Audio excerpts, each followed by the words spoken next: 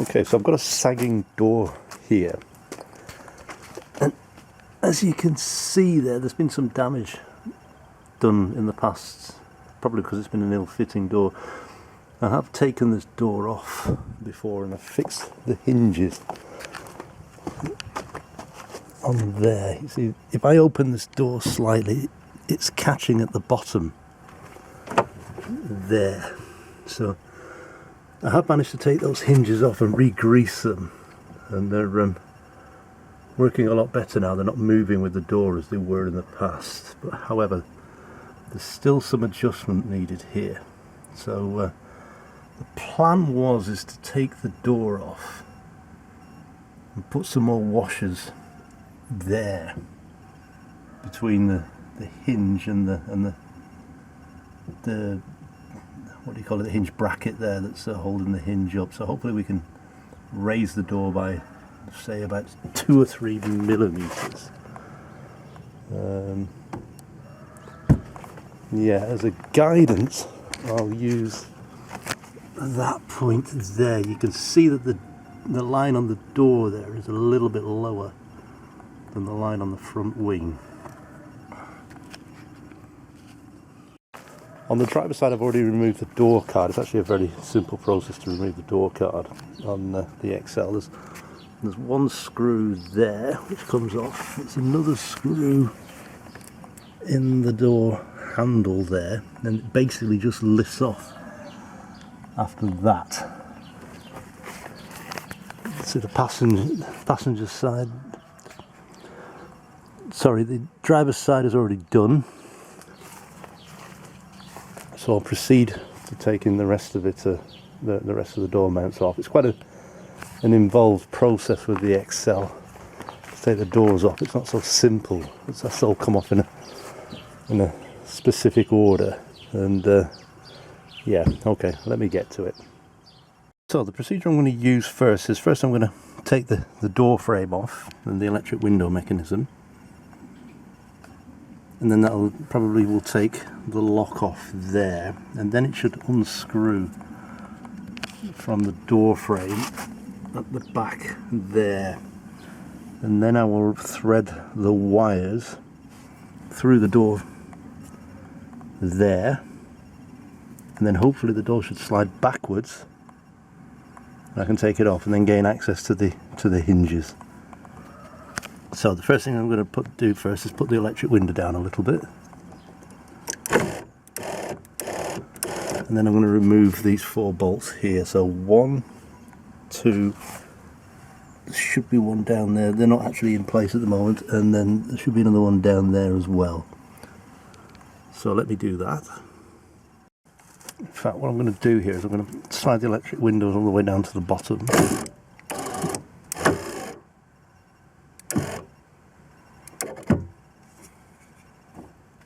So removed, this should slide backwards and out. What I'll first do is remove these earth points from the electric window motor, and then I'll slide the motor onto the door backward. The window should drop to the bottom as well, and then that will give me access to the door frame, which I'll remove afterwards. It's a bit difficult for me to position the camera whilst I'm doing this, but yeah, so I'll just wrestle that out first and then come back to you. So the electric window mechanism's out. I'm going to disconnect it from the electrics with these 2 connections here. Okay, so the electric window mechanism's out. That's fairly simple once I've removed it from inside the frame. So the next point would be to remove the door frame here. So there should be some bolts there. There's one bolt there, another bolt there, there's another bolt sort of in there, another one in there, and the other one that holds the window frame in here is that one there.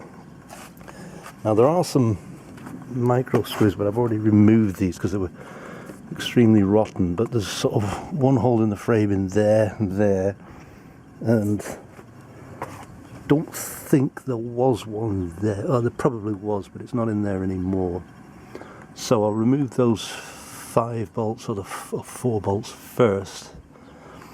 There should have been another bolt there too, but the bottom of the frame's rusted away, the window frame, so that's not there anymore.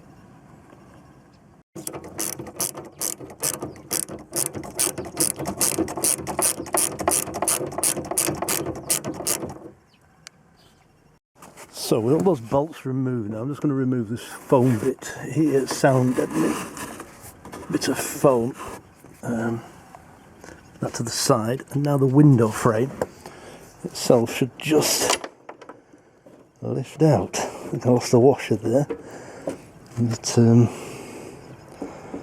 yeah, I'm just wondering, maybe it's a better idea if I put the window up now to lift the frame out. In fact, that's what I'm going to do. I'm going to try and lift the window up and pull the frame out. So the frame's now out. The frame's there. As you can see, there's quite a bit of corrosion at the bottom there. There's supposed to be a screw bit that fastens in there, similar to those, but it's obviously corroded off. If I'll repair that or not, I don't know. Certainly not this time anyway. So the next process is to remove the locking mechanism. There's 2 clips here that connect these rods to the lock at the back there, and that it should be secured with a clip on this side, but I just managed to just pull that one out. These clips here, how to release these, this one's slightly damaged as you can see, but what you do is you unclip them, sort of push it upwards to release it, and then it goes out like that. But I'll remove these 3 screws here first from the locking mechanism before I pull that out, and then there's those 4 screws there. They need to come out too to remove the locking mechanism. So these are Torx T25. There's 2 washers as well to be wary of here. One sort of behind there and one behind there, and there's also a back plate there, which I'll show you when I've taken it off. So the back plate, the 2 washers go in at the bottom there, and the back plate sort of fits in, just give me a sec, sort of fits in behind, I think, like that, or yeah, it's like that actually. It fits in behind, sort of, you can put it up through the back, it fits into place there. So release the locking mechanism from the door side, which is again 2 similar clips there. They just come off similar to the ones at the front. There's 2 there, one for the door handle and the other one for the locking mechanism. And once they're released, the locking mechanism should just slide back out here, as it does. That's for the electric window actuator.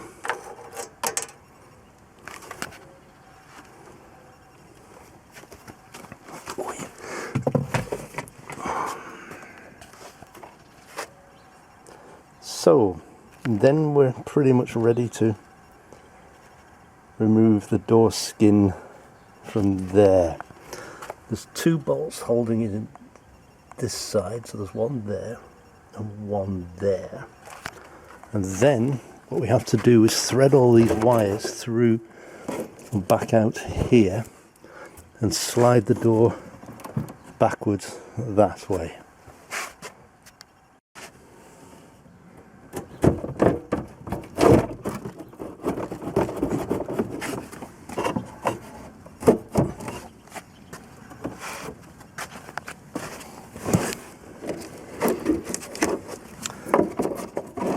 camera down because I'm going to wrestle these out. It's a bit difficult to remove these wires with the camera point, holding the camera with one hand, so I'll put the camera down. But basically I'm just threading these wires through here, and the door will slide backwards out there and out.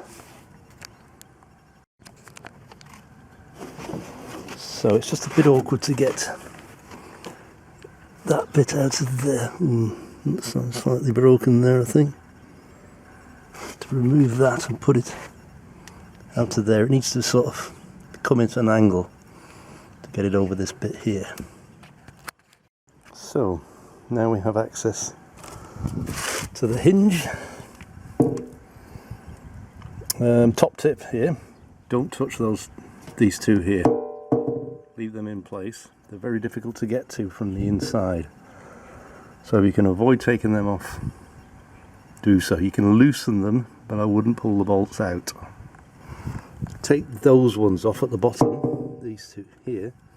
They're quite easy to get back in again, because there's a plate that holds them on the inside and the interior there. The top ones are very, very difficult to get to. The access is not great. So what I'm going to do is remove that bolt here at the top, these two here, and then we can take off the door beam here.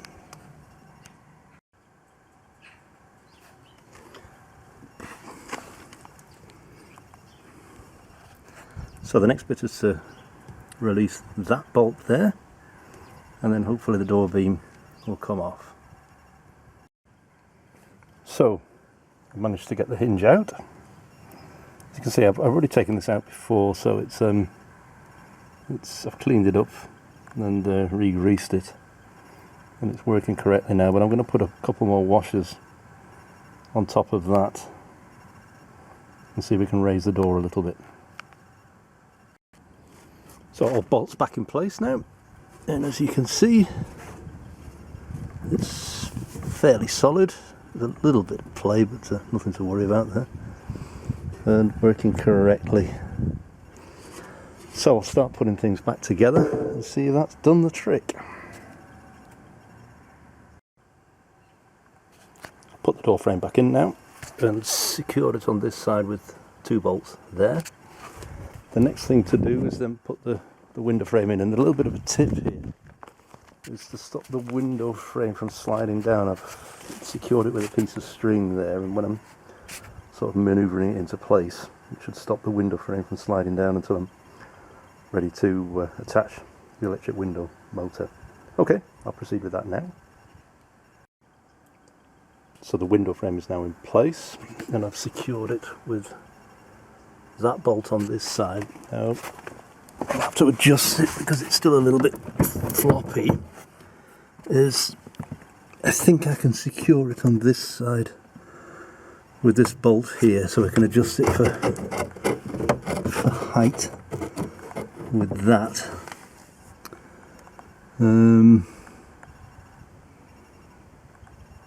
Yeah.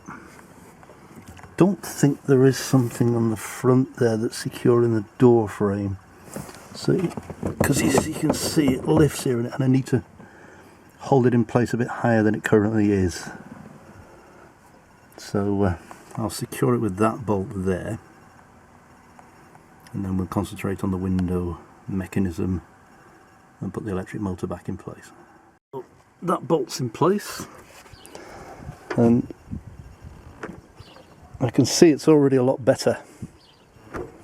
The fittings and tolerances seem to be a lot better, and also those 2 lines line up. So the only thing I've got to get right now is the electric window mechanism, because sometimes if you don't install it right, it gets a bit sticky. So I'll pay attention to that. So the locking mechanism has been assembled, and here comes the moment of truth to see how it closes.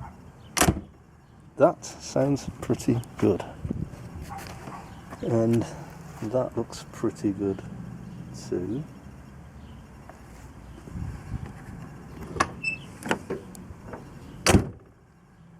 That's how my door should close. Yeah, job done. Just assembled a few bits and pieces, and